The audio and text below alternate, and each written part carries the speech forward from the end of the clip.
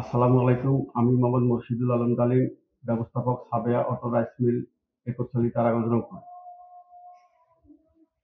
গত আগস্ট মাসের বিদ্যুৎ বিলের সঙ্গে বিবিধ ১,১২,০০০ টাকা এবং মূল ৩,১৪,০০০ টাকা বিল লেখে আমাকে বিল প্রদান করে তারাগঞ্জ পল্লী বিদ্যুৎ এর এজিএম মুসলিম উদ্দিন।